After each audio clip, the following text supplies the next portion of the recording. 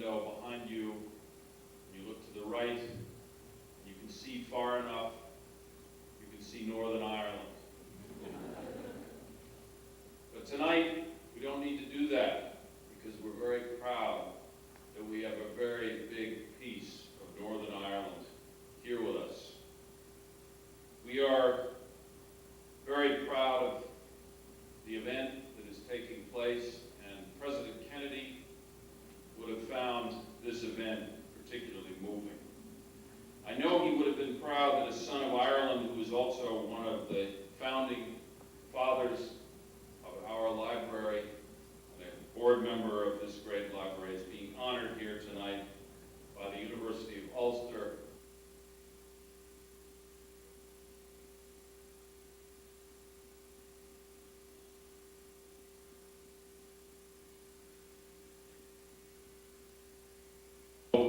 Greater moment for those of us here at the library than to be able to host this wonderful tribute to him tonight. So John, informally, before the proceedings begin, let me congratulate you for all you have done for us, for peace, for economic opportunity, and for the Emerald Isle that you can see out our window. Thank you.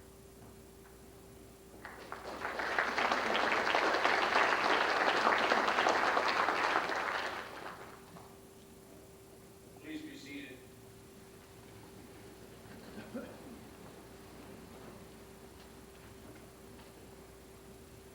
Ladies and gentlemen, it is my pleasant duty to welcome you to this distinguished gathering in this wonderful setting to mark the conferment by the University of Ulster of the honorary degree of Doctor of Science on John Cullinane. A very special welcome to those of you who have traveled long distances to be here. I am certain that this evening will prove to be a memorable occasion, not only for John and his family, but for all who are present. I call upon President McKenna, Vice Chancellor and President of the University of Ulster, to officially open the congregation.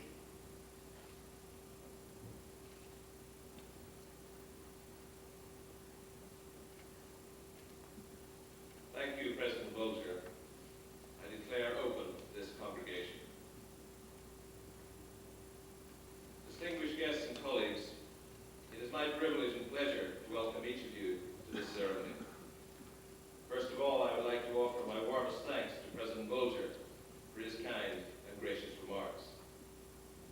Everyone in Northern Ireland acknowledges a great debt to our friends in the United States, and especially in Boston, this great and inspiring state of Massachusetts, for the faith they have shown in us through many dark hours over the past 3 decades. This distinguished gathering is itself eloquent testimony to the enduring bond between us. It is strong not only because of shared ancestry, but because of a shared commitment to social progress through inclusiveness and tolerance. We are deeply grateful to our friends on this side of the Atlantic who are committed to the new Northern Ireland, as well as many distinguished members of the business and professional community and fellow educationalists. We are joined this evening by the Irish and British consuls, Orla Hanrahan and George Ferguson, and representatives of the American Ireland Fund. We also have the President of the American Friends of the University of Ulster, Paul Dwyer, and Dr. Nicola McKeown, President of the New England branch of our Alumni Association. The allegiance of the Irish diaspora makes for one of the world's great extended families. This is the first time that the University of Ulster has conferred an honorary degree outside Northern Ireland. We are very pleased to have taken to the road, or more accurately to the air, in order to share this proud occasion with each of you.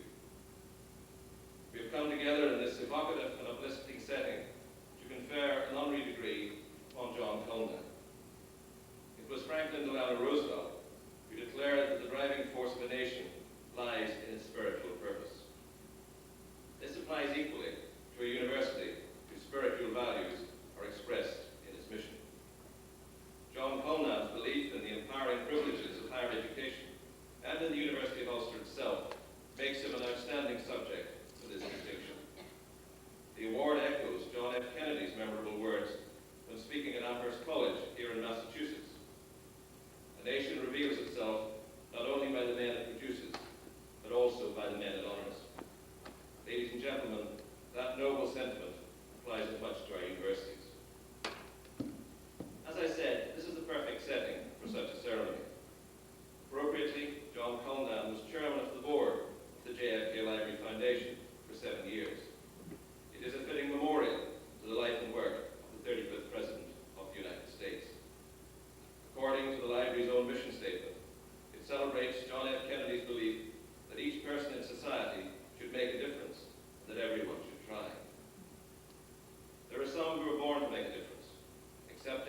responsibilities as part of a wider community.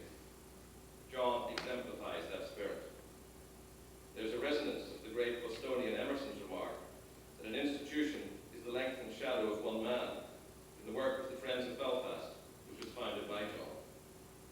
The link between his work with the university and the tentative and fragile road to peace in Northern Ireland is a deep and symbiotic one.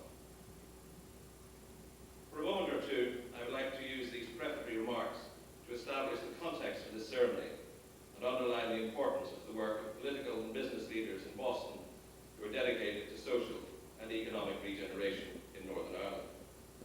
I say first of all without apology that higher education, and especially the University of Ulster, is the powerhouse of revitalisation in the north of the island.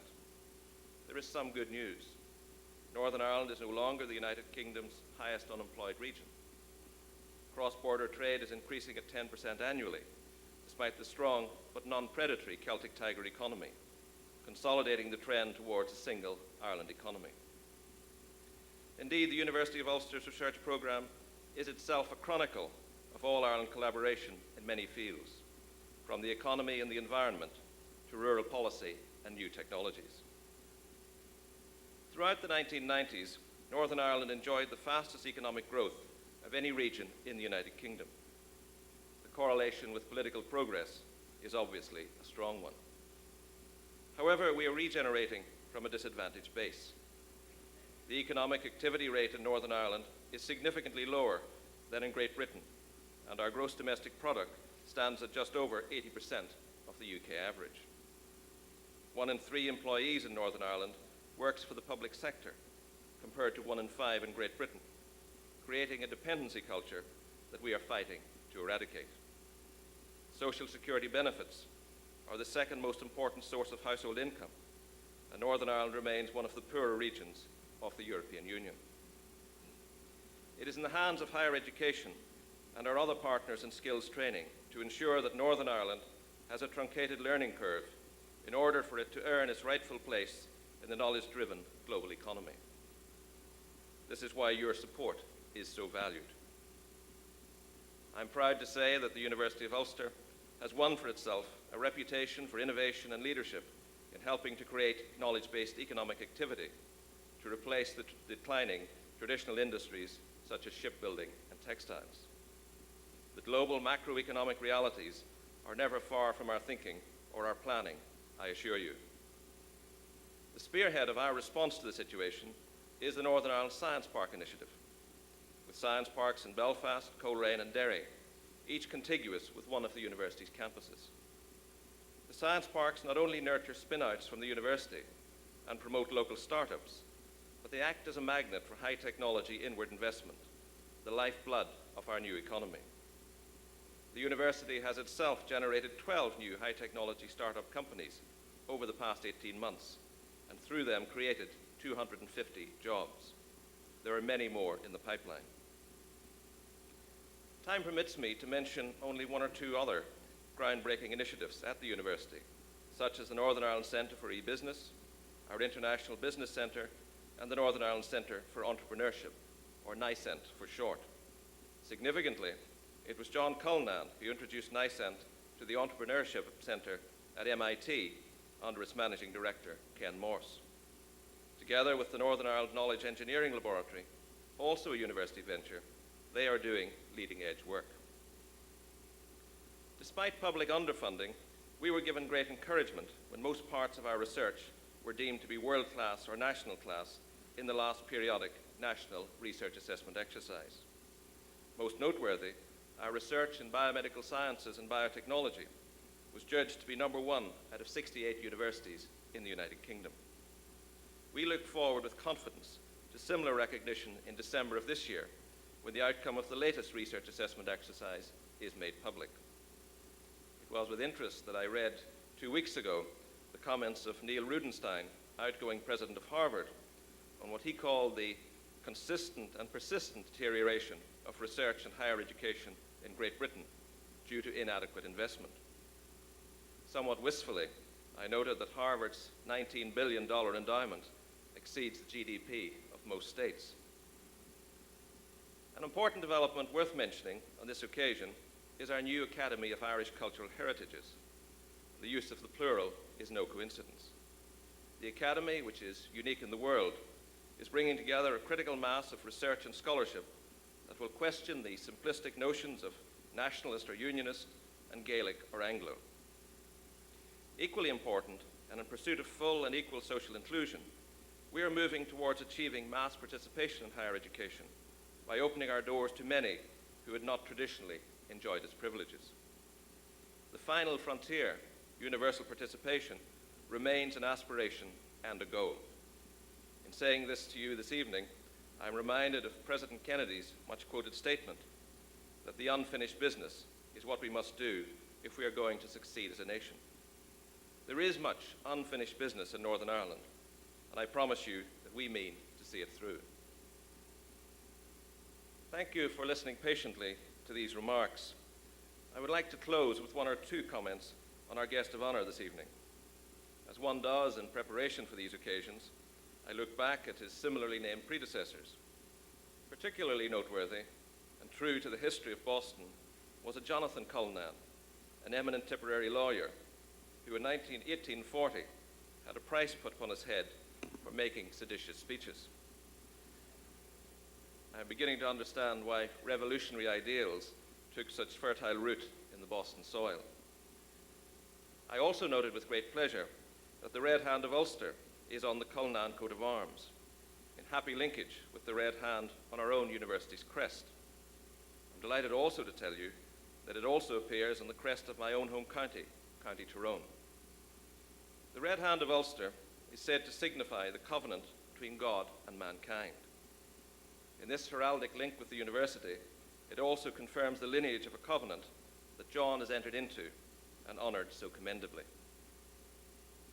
President Lyndon Johnson, whose task it was to lead the nation in the aftermath of John Kennedy's tragic death, said in 1963, "Yesterday is not ours to recover, but tomorrow is ours to win or lose." Northern Ireland cannot recover the 30 years that were lost in civil and political strife and social division. However, with the support of people like John Cullinane and you who have so generously given your time to come here this evening, tomorrow is indeed ours to win. We will not be found wanting. Thank you very much.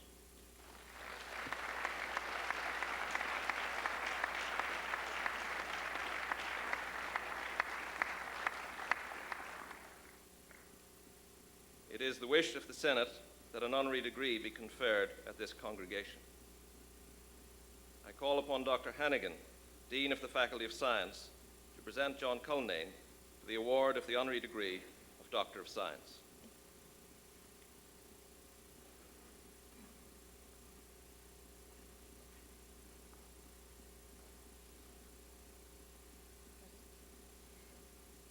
Social capital is the sum of the ties that bind us together, the bonds and networks that we live and work with consciously and unconsciously every day. Since the 1990s, the term social capital has been used to explain why nations, communities, and individuals are rich or poor in every respect. The World Bank has described social capital as the missing link to development, and this is true whether in Russia, in developing countries, in North America's inner cities, or in Northern Ireland. By understanding social capital, we can know how the relationships established by an individual or an organization within a community can contribute to the attainment of goals. And government policies based on social capital can contribute to conflict resolution, to the ending of social exclusion, leading to improvements in education and health, urban regeneration, and economic development.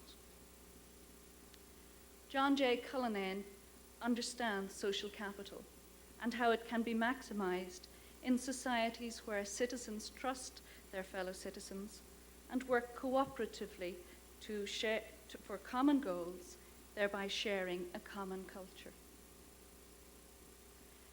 John Cullinane is the Irish-American president of the Cullinane Group, Incorporated. His parents came to the US from County Waterford. In 1959, John graduated from Northeastern University here in Boston. Northeastern is one of the largest private universities in the US and is committed to providing opportunities for students from all economic classes. In later years, John was to sponsor the refurbishment of the computer science department at Northeastern, renaming the building Cullinane Hall in honor of his parents. In the 1980s, John Cullinane founded Cullinane Software Incorporated. This was one of the first companies specializing in computer software products that had a public offering and was listed on the New York Stock Exchange. Cullinane Software was sold in 1989 to the now giant conglomerate Computer Associates, or CA, Incorporated. In researching this stage of John's career, I found a website dedicated to the UK-based staff who worked for Cullinane. I know that John is aware of the website because it currently posts a nice email from him to the site owners. The quote that impressed me most was one stating that Cullinane was the best company I have ever worked for. The text on the site went on to say that there are many former employees who would agree with this. Interestingly, the site also reveals that the database software developed by Cullinane is still kept alive by the many businesses that depend on it for their core systems and refuse to let it die. John Cullinane's achievements with Cullinane were recognized in many ways, including his naming on 3 occasions as the Wall Street Transcript's CEO of the Year in the computer software products sector. John then became a fellow in the Center for Business and Government at Harvard University's John F. Kennedy School of Government. While there, he authored several papers critiquing the strategies of US corporations and a book on entrepreneurship entitled The Entrepreneur's Survival Guide, 101 Tips for Managing in Good Times and Bad. In John Cullinane's more recent roles, he has contributed significantly to the building of social capital both in the US and in Northern Ireland. His first visit to Belfast was in 1994, and he has been back more than 20 times since then, pursuing his objective of promoting economic development. John has a long-term vision of organizations and businesses that grow outside of our too long-standing dependency culture. His strategy to achieve this goal is not top-down, but is based upon encouraging individuals and organizations to think globally while maximizing the outcomes of their networking opportunities. In 1997, John Cullinane was named a Special Economic Advisor for Belfast, based in North America and working on a pro bono basis. What he brings to Northern Ireland is access to the world stage through the networks and contacts of the members of organizations such as the Friends of Belfast. The Friends of Belfast was founded in 1997 by John as an informal network of people from business across the US and now Canada that regularly visit Northern Ireland, providing support and contacts.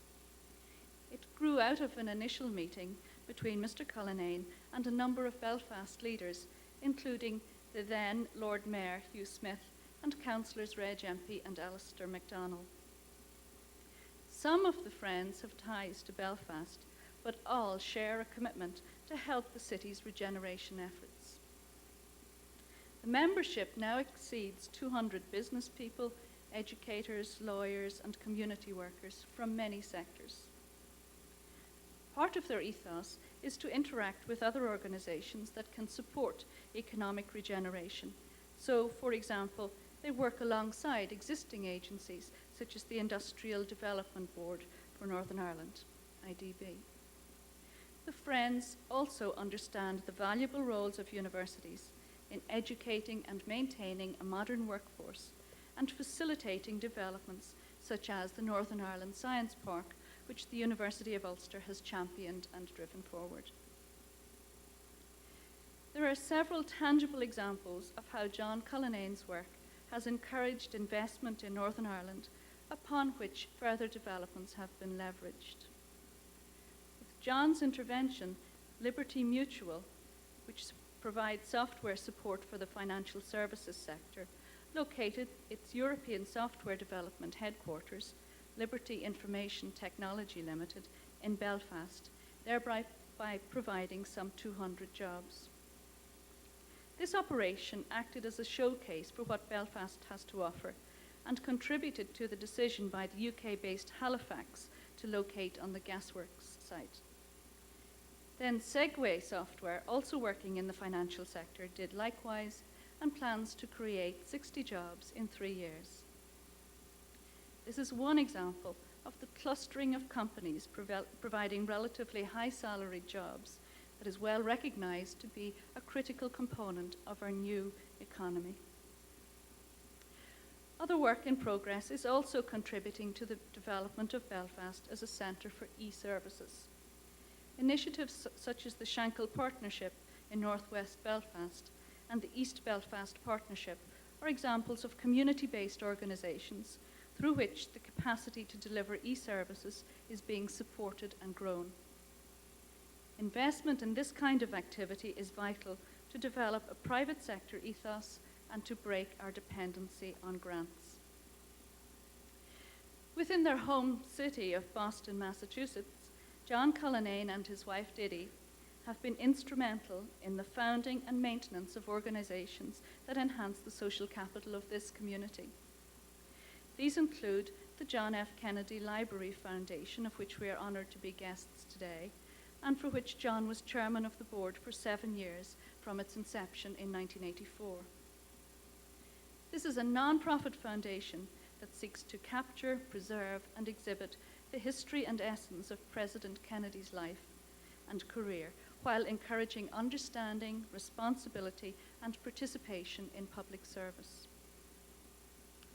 In 1985, John was founding chairman of the board of directors of the Massachusetts Software and Internet Council, allowing software entrepreneurs to meet regularly to share experience and ideas.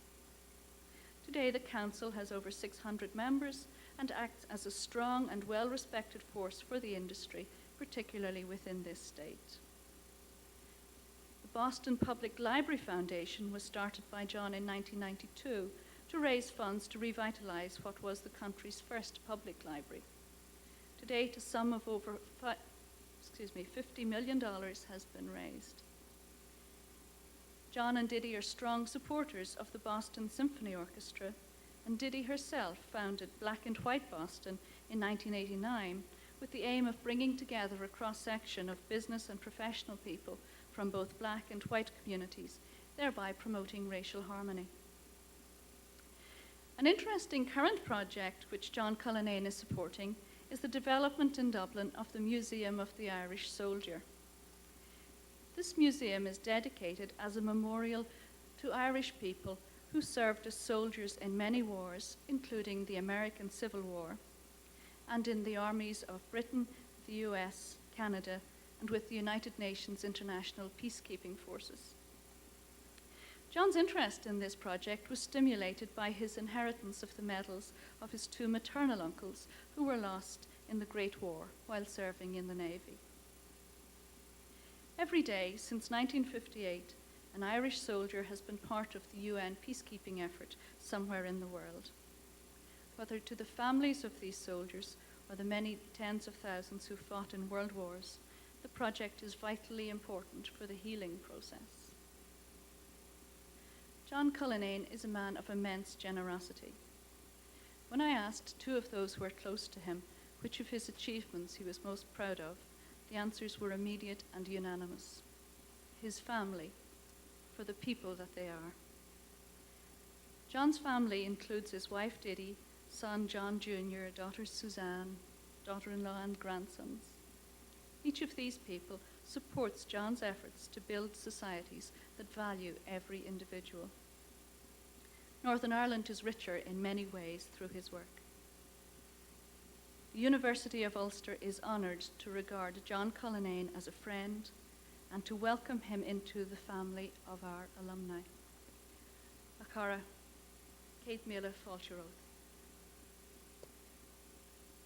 Vice-Chancellor and President, I present, in the name of the Senate, I present to you for the award of Doctor of Science, John Cullinane.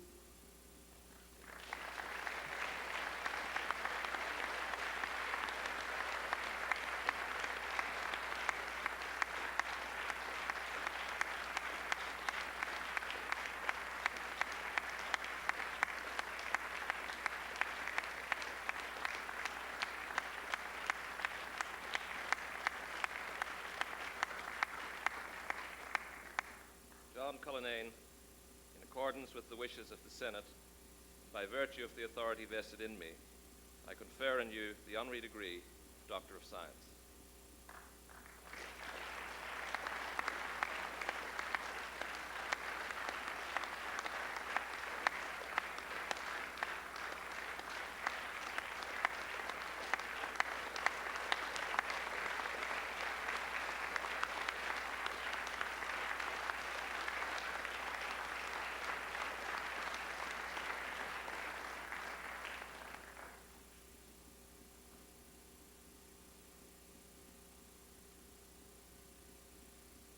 I invite Dr. Cullinane to address the congregation.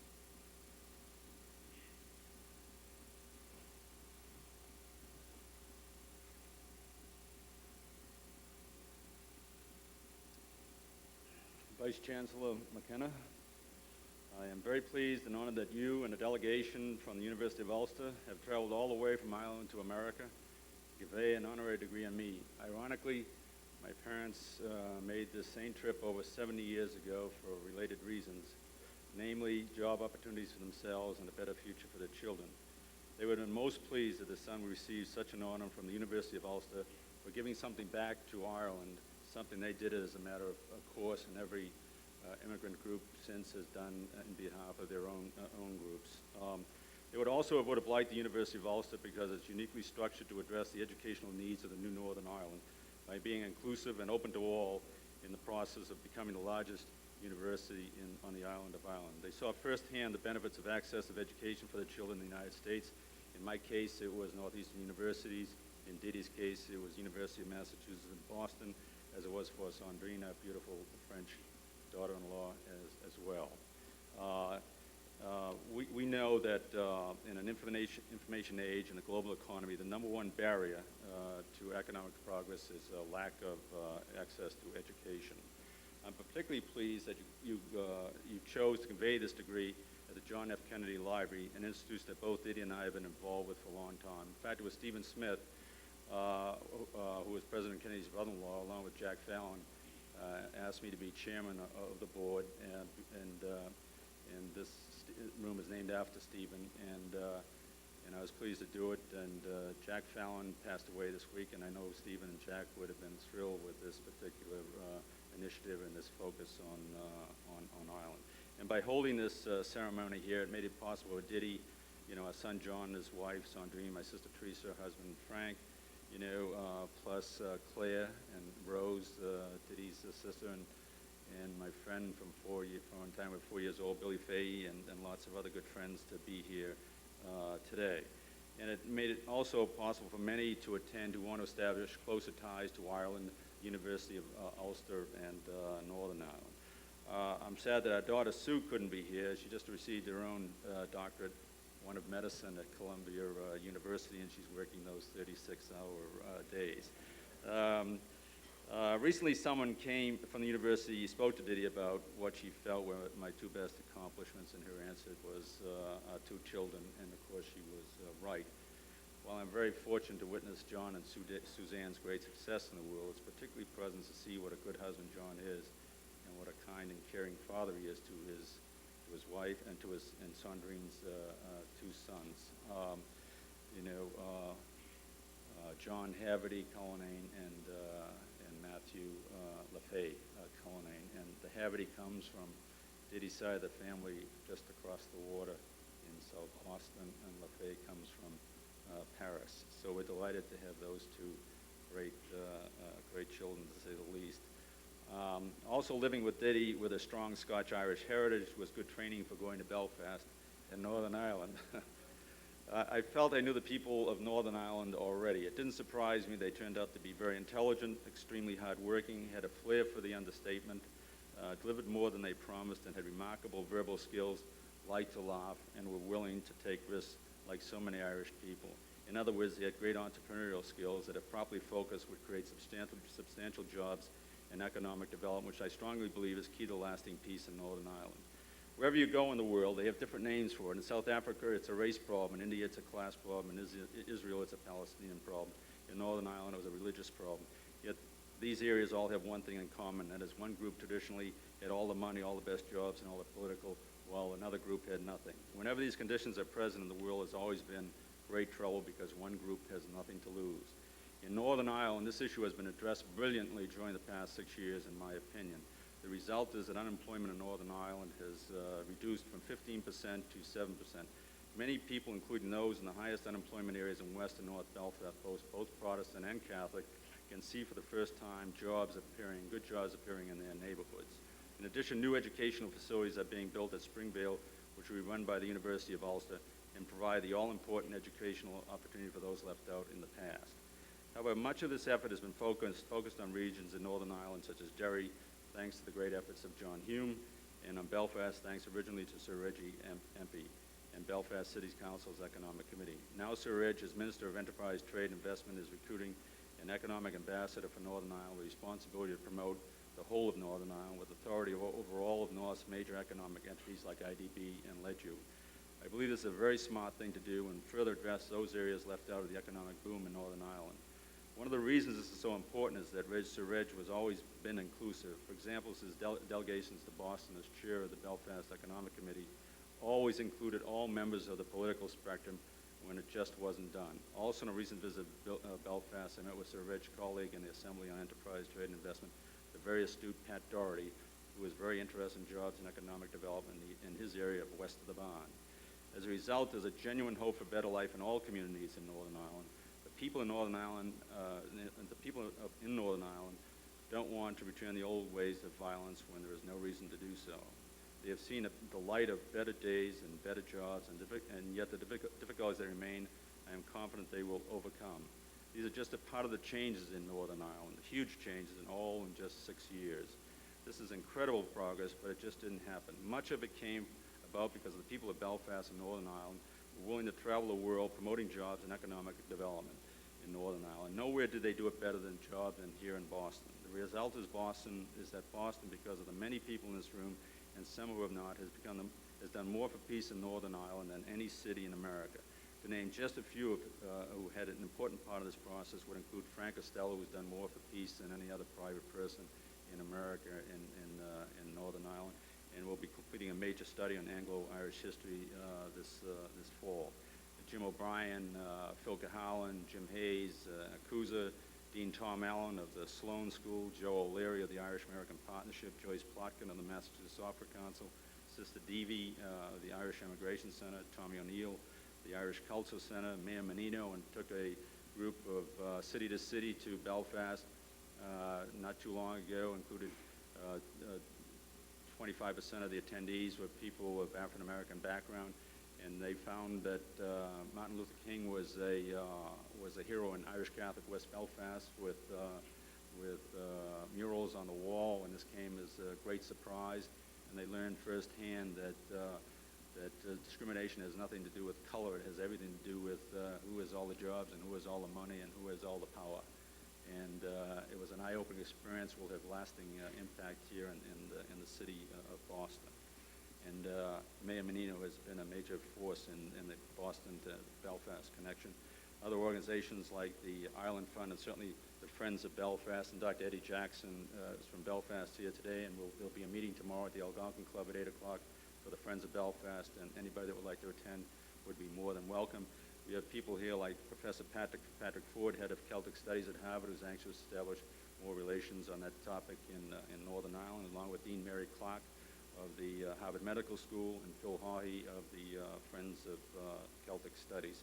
We also have Dean Joseph McCarthy at Kennedy School, who's putting together a program to attract more students from Ireland and Northern Ireland to the Kennedy School. That's also true of Professor Jose Gomez Abanez and Mary Shear, of the Graduate School of Design. They want to do the same thing. They're having a conference in Ireland this year. And we have special guests from Ireland. Liam Maskey is a community leader from North Belfast and Intercom. He's working with both communities to promote inward investment and create jobs. And General Patrick Nolan and the Irish Soldiers Project, which I think is going to be a hugely important project, and it's already cross-border because of the great ties in Northern Ireland to the military history there and the South. So that's going to be a huge factor in the years to come. And of course, I'm most pleased that the great president of the University of Massachusetts, William Bulger, a true friend of Ireland and of the University of Ulster, and a friend of mine, is a participant in the ceremony. It's always a special event when President Bulger is involved, particularly if you're still alive and standing up and so forth. So anyhow, it's great. It's great to have you here, and I want to thank you for coming. And once again, thank you, Professor McKenna, and the University of Ulster. This is a great moment in my life. However, I'm particularly pleased there has been so much networking leading up to this event already, plus what will take place this evening. The result will be relationships, agreements that will lead to opportunities that will positively impact the lives of many people, particularly young people in Ireland and Northern Ireland. I know that sometime in the future I'll meet someone who has benefited from this evening in some way, and he or she won't know who I am or even where the opportunity that they benefited from originated. I'll just smile because that's the way it is. Honors fade as memories fade. But I really like bringing good people together with other good people to do things that people say can't be done. It's called social capital, and there's lots of social capital relative to Irish issues in this room tonight. And I also like it when someone does something that is never done before, but makes so much sense that it will be emulated by all Irish universities in the future. Okay? Thank you, Vice Chancellor McKenna, and the University of Ulster for showing the way, and thank you all for coming.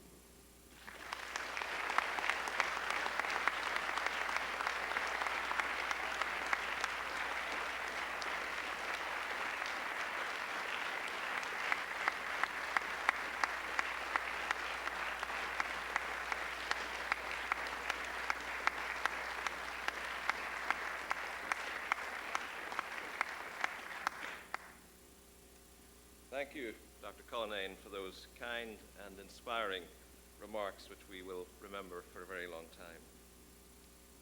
I declare this congregation closed and invite President Bulger to make a few closing remarks. Thank you, President McKenna. I am very carefully scripted for these closing remarks. There are 11 words in these closing remarks. But I do want to, and John Cullinane noted that, and then he said, why don't you just depart from them if there's something you'd like to say? And I would like to congratulate John Cullinane myself, and congratulate the University of Ulster for having chosen him and for having done so in this unprecedented fashion. The university honors this whole community by this gesture. And it is just wonderful that it has singled out a man so self-effacing, such a splendid human being as our honoree today. So I congratulate the University of Ulster. I know also John has, he speaks frequently about the importance of education and how critical it is that we provide as much educational opportunity to people in the community as humanly possible, and especially for those for whom educational opportunity might not otherwise be available. And another president of the United States, another son of Massachusetts, had just a couple of, well, he had many passages, many paragraphs to describe his own sense of education and its meaning.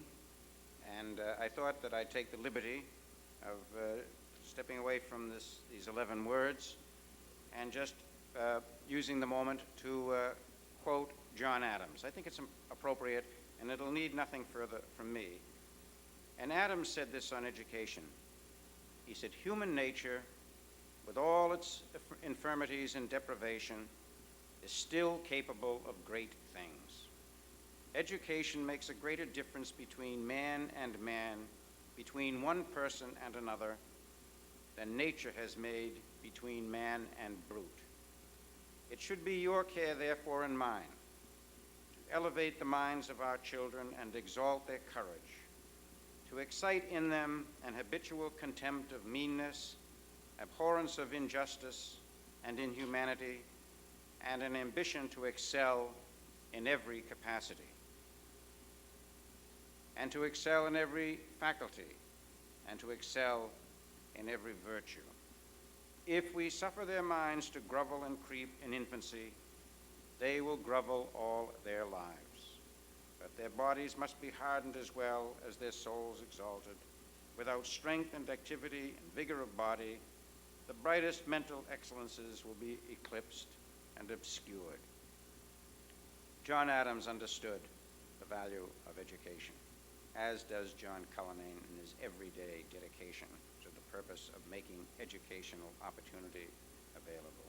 He and Diddy Cullinane, I can tell you, have been most generous in that regard to this university, the alma mater of Diddy Cullinane, in providing scholarship aid to people from the city.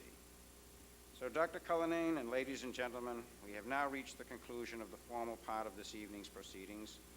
I now invite you to join John, his family, President McKenna, and other senior staff of the University of Ulster, together with the many University of Ulster alumni who are here this evening, in the museum pavilion. Please rise, remain standing while the academic procession leaves the hall.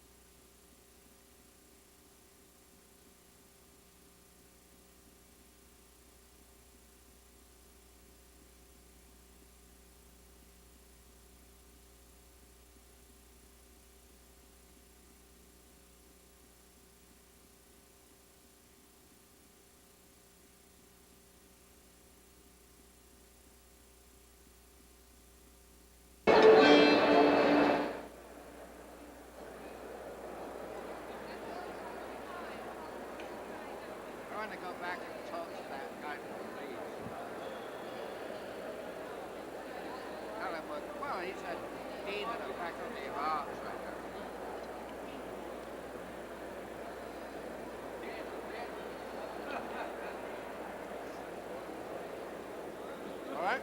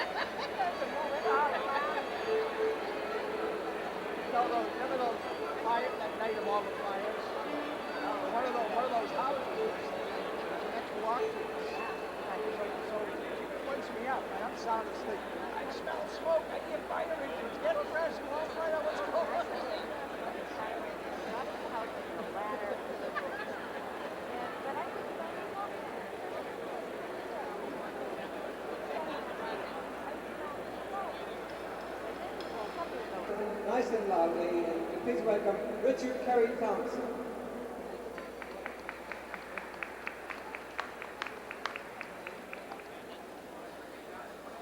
In honor of Dr. Cullinane, I'd like to sing Danny Boy as the pipes are calling.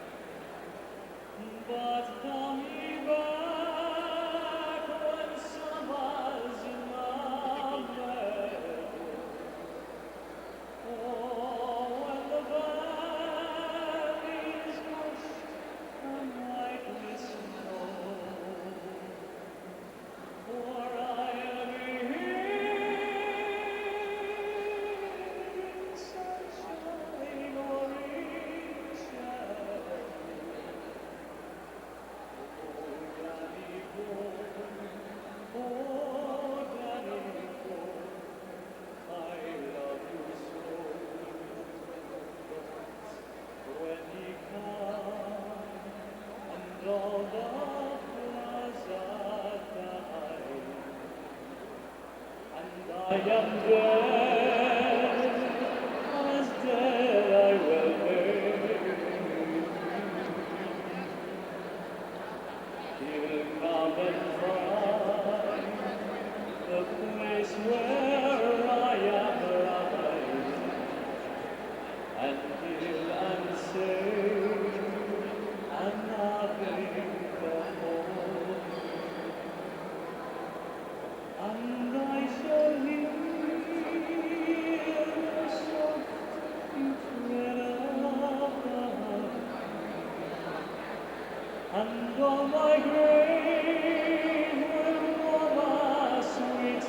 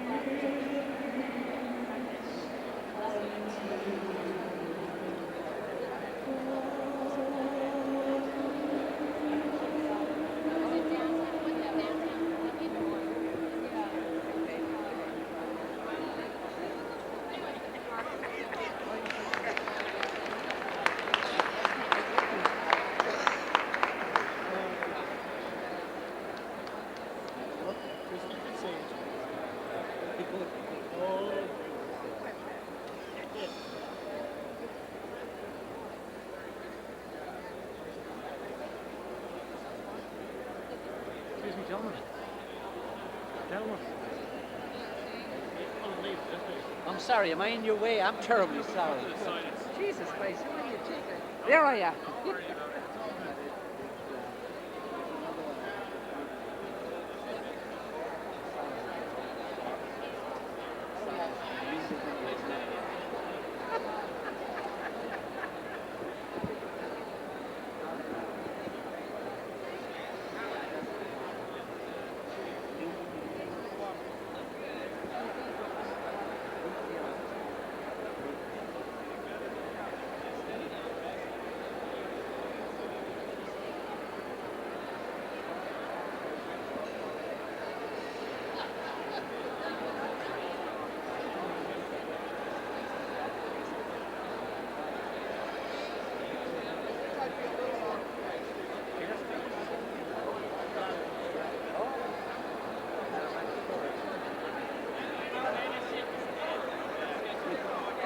And you know, that's the other thing. We want to see what they were saying back then, 1776. The first one was Washington, the second one was that. They hadn't had it that long. And of course, that was the major media.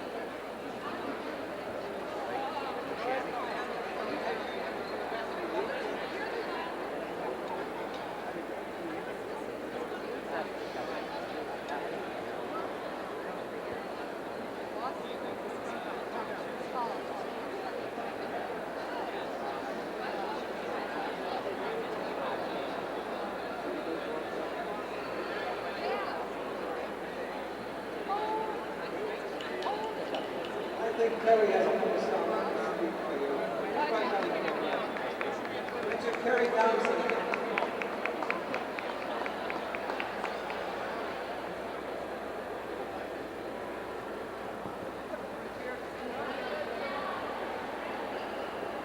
As we're eating here, we can think of Molly Malone as she sang Cockles and Mussels, and maybe we could sing together.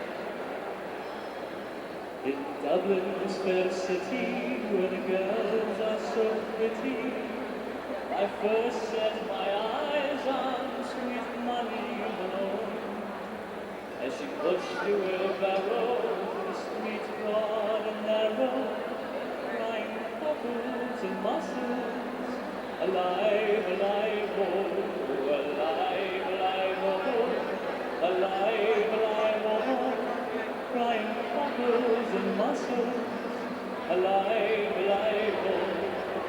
She was a fishmonger, and sure it was no wonder, for so were her father and mother before, and they each wheeled the barrow to the streets broad and narrow, crying cockles and mussels, alive, alive, oh, alive, alive, oh, alive, alive, oh, crying cockles and mussels, alive, alive, oh. She died of a fever, and no one could save her, and that was the end of sweet Molly Malone. But a ghost wheels her barrow to the streets broad and narrow, crying cockles and mussels, alive, alive, oh, alive, alive, oh, alive, alive, oh, crying cockles and mussels, alive, alive, oh, alive, alive, oh, alive, alive, oh, crying cockles and mussels, alive, alive, oh, in Dublin's fair city, where the girls are so pretty, I first set my eyes on sweet Molly Malone, as she pushed the wheelbarrow to the streets broad and narrow, crying cockles and mussels, alive, alive, oh, alive, alive, oh, alive, alive, oh, crying cockles and mussels, alive, alive, oh.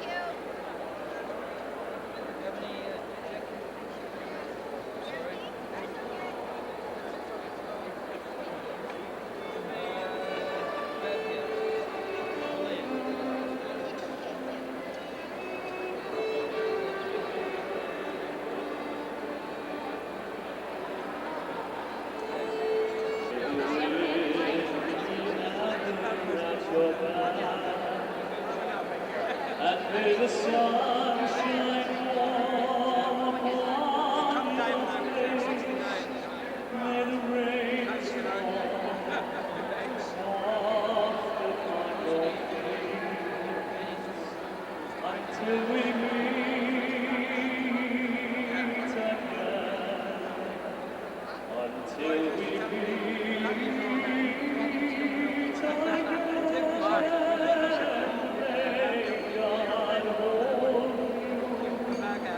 May God hold you in the hollow of His hand until we